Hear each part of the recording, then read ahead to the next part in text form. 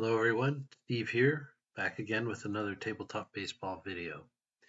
This is another update to my Pittsburgh Pirates replay of the 1972 season.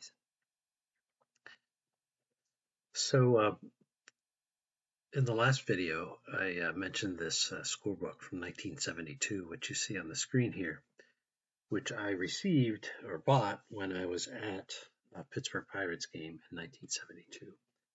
I am pretty sure that was the first baseball game, Major League Baseball game, that I ever attended. And I did open up the scorebook in the meantime here and did a little scan, and you can see that the Pirates scored 8 runs on the 19th of May, 1972. And this confirms that I really did see Roberto Clemente play in person. This would have been at Three Rivers Stadium. And I also kept score for the Expos. And it probably was at this game. Maybe I attended another one that year. I don't remember.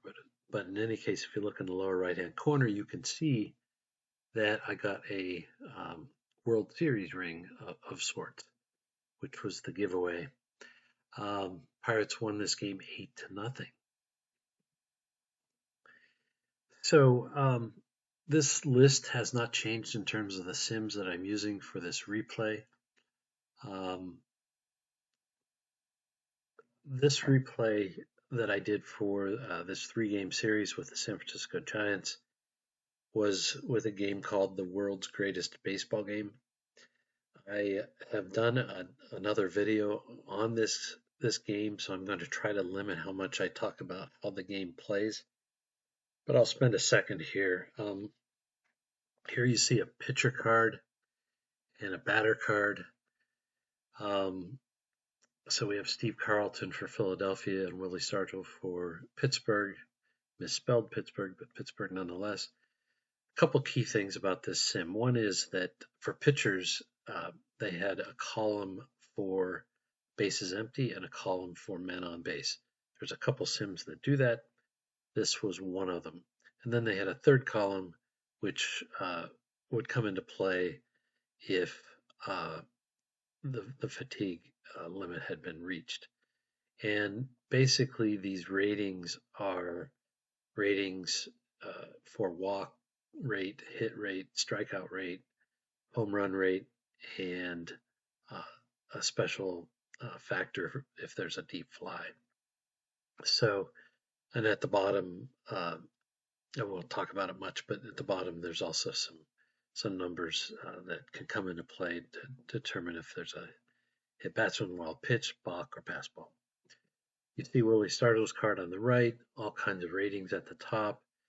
The sim starts out easy. Step 1 is you check for a walk, a strikeout, or a hit. These are ranges ranging from basically 1 to 100. If it's a walk, strikeout, or hit within those ranges, that's kind of what it is. If none of those ranges apply, then you go to the bottom and you roll again and you determine what kind of ball in play it is, and it turns into a potential out, not a definite out, but a potential out. If there is a hit, there's that middle section where you roll again, and it tells you which type of hit it was. And the way these two cards interact with each other is that the plus or minus ratings on the pitcher card modify the upper end of these ranges on the batter card. So there is, in a sense, there is a complete integration of the pitcher and the batter card. In order to play this game in my replay, I had to make teams myself, and I had reverse engineered this game probably 9 months ago. And since that time, I created the 1972 Pirates and most recently the 1972 Giants, so I could play this game in the replay. And so the cards look a little different than the ones on the prior page, but it's basically the same information. I've done a couple extra things like separating the speed rating from the stolen base rating, and I may or may not have separated the arm ratings. I forget what I did there. And I added stats at the bottom of the page. So yeah, that's the cards I used. This game, however, is not all that simple. And when I did my other video, I came up with this flowchart, which kind of shows the flow. And I'm not going to walk you through it. I'm definitely not going to walk you through it. It's actually, in some ways, simpler than what is shown here, but then there's more complex stuff at the very end of the process that isn't shown here, particularly if there's an out, and particularly if there's a ground out. So the one thing that's indicated here is that there's lots of what I call rolls, which imply dice rolls, but the original game actually used fast action cards. But for this replay, I actually utilized 2d10s for the 1 to 100 numbers, and I used some other dice for some other supplemental reasons. I'm not going to dwell on this, but needless to say, it's a bit complex.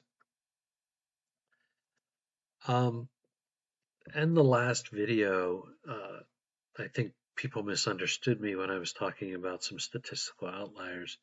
And so I've put links here, which will be in the description, to two videos I did in the past. One just talks about the degree of statistical variability in baseball sims, which is actually higher than most people think.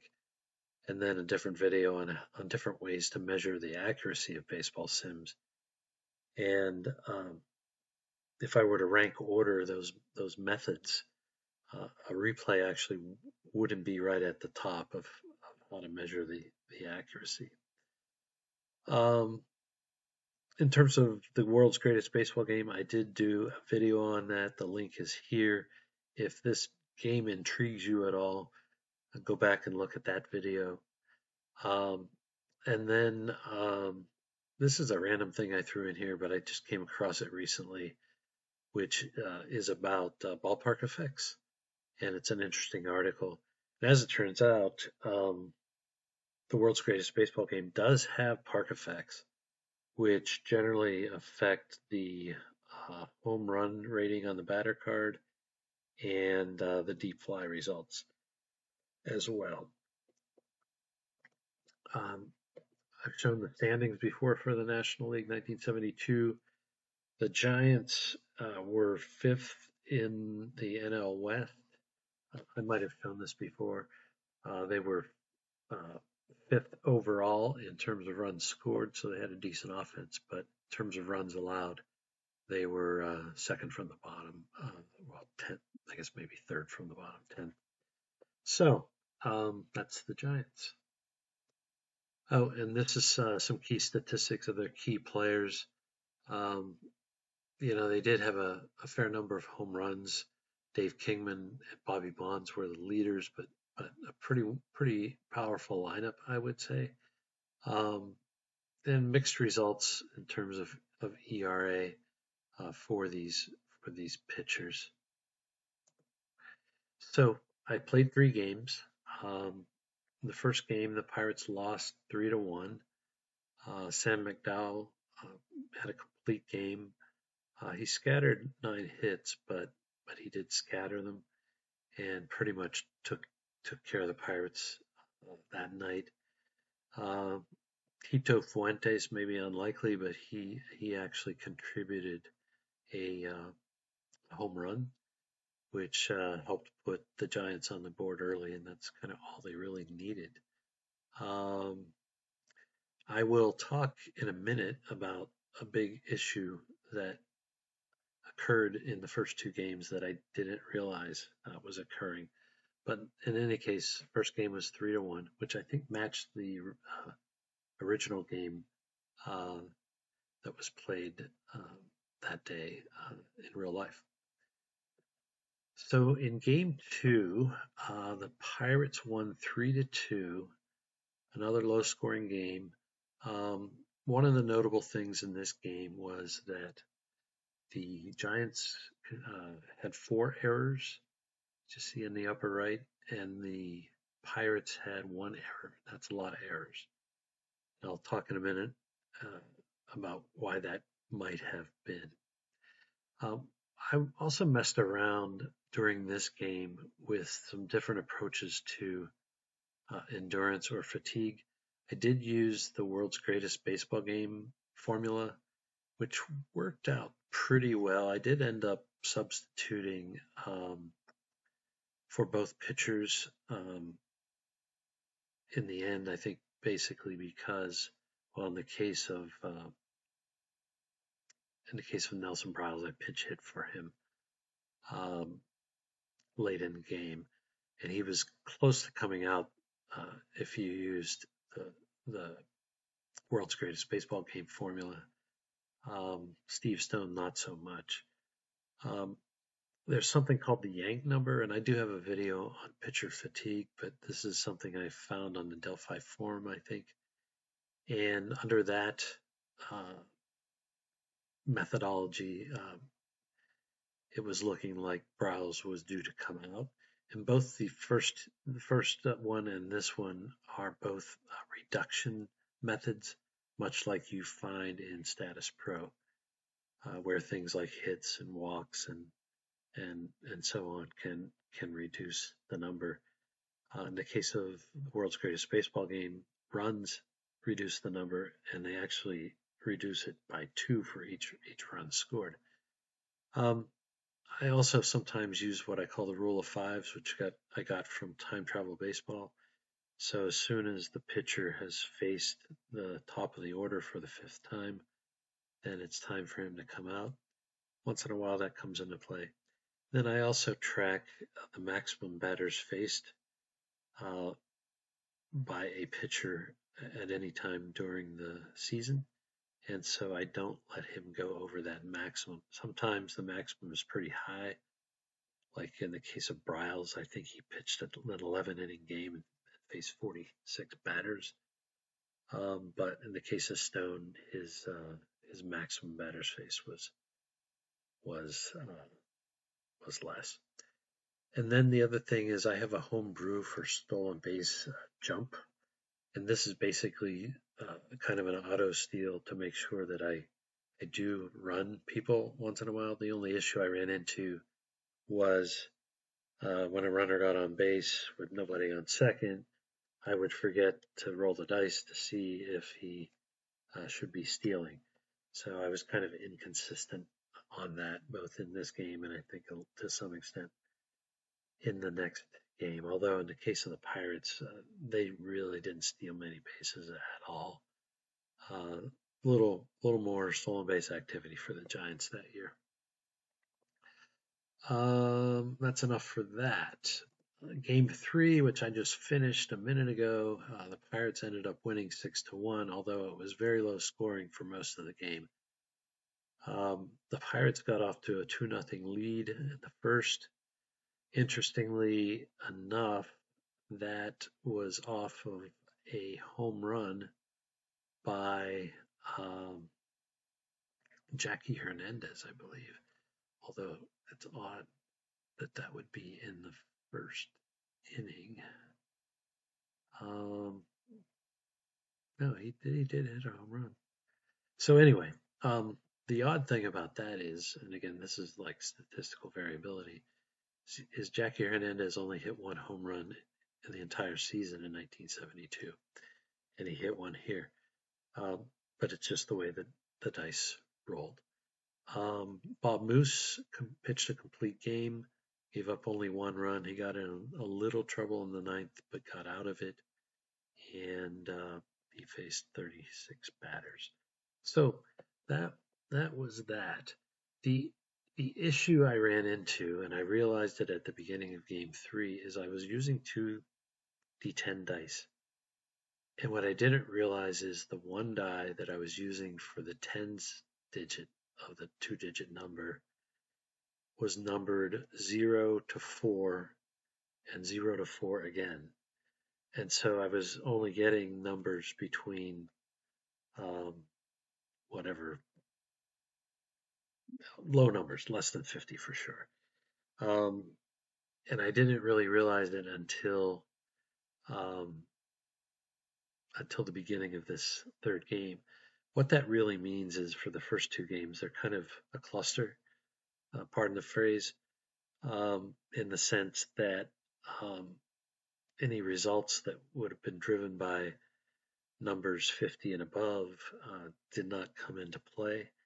And specifically, what that means is there was a few less likely chances for hits, given the way the game engine is designed, and a higher chance for errors. And we saw that in game 2 of the series. I did fix it, but in the end, this game didn't have a whole lot more hits than the other games. Although one of the hits was definitely due to the fact that I could roll a number in the high 90s, and the way the game engine works, um, sometimes something that looks like it's going to be an out can actually turn into being a hit. So that's that. Now, the other thing I've been tracking, well, this is the replay stat. I would say there's nothing new here. The record, cumulative record for the Pirates is almost the same as it was in real life, but scoring is way down. The next sim that I'm going to be using for the replay is long ball, and it's the San Diego Padres. I've played long ball before. I have some videos on it. It's a much simpler game to play than this one was. I've reformatted this slide a bit, or included it for the first time really, and it's Clemente's quest for 3,000 hits. He ended his regular season career at the end of 1972 with his 3,000th hit in September against John Matlack. It was a double. So this is kind of the game-by-game cumulative hits through game 52. And as you can see, it looks like Clemente has like 61 hits in real life through these games, and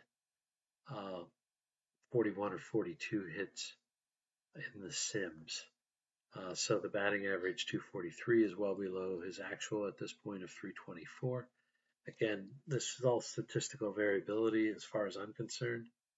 And just the way the ball bounces, he's had a few less at-bats than he did in real life at this point. But again, I think that's a function of the overall Pirates offense and how many times they get batted around.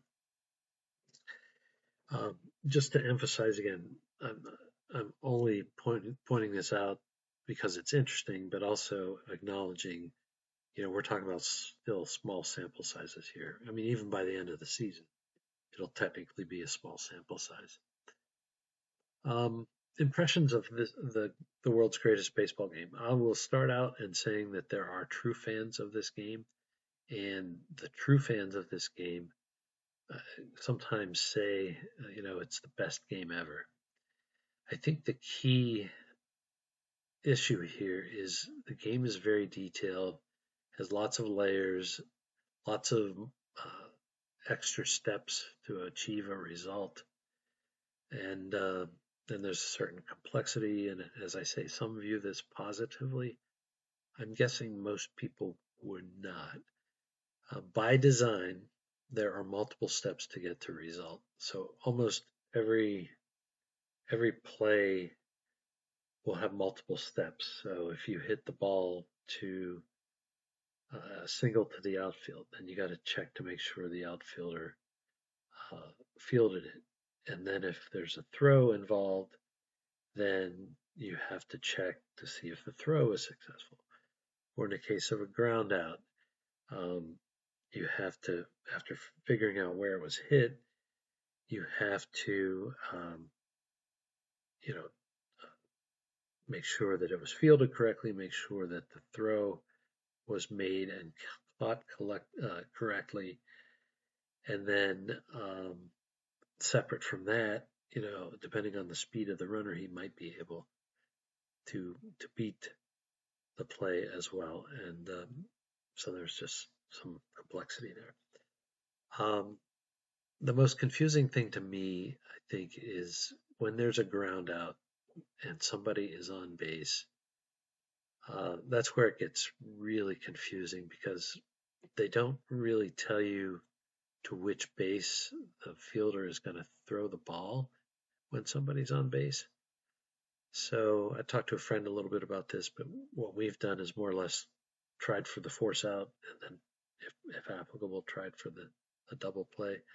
But the rules are quite confusing or maybe even unclear on this. So all of this is to say there's a pretty high learning curve. Now, maybe I have a mental block, but I got better at it by the third game, and I'd say I'm doing it about 90 to 95% right. I have taken a few shortcuts here and there, but I think when I would make a decision rather than use the game engine, I think I ended up with a reasonable result. This is a game that maybe would be best for face-to-face play because there's a lot of decisions in the most advanced version about where you place your fielders and so on. And I guess which runner you're going to go after, et cetera, et cetera. I already mentioned bases empty versus men on base for the pitcher cards. I think that's a plus. There are a variety of flyout types, and like certain sims, this deep fly concept adds a little bit of drama to things and enables including ballpark effects. As best I can tell, there's no left-right splits in this game, and I've mentioned this before, but it's really unclear what stats a given year's cards were based on, whether they're the most recent year or cumulative through that year, what have you. And so when I was reverse engineering, it made me less confident about what I was doing. This last point isn't very important, but you notice there's a lot of ranges on the player cards, and from one card to the next, the beginning number of the range is somewhat randomized, I guess I would say. And maybe that's good because the cards kind of have a different feel, and low numbers can mean different things on different cards, and high numbers can mean different things on different cards for certain aspects of the game.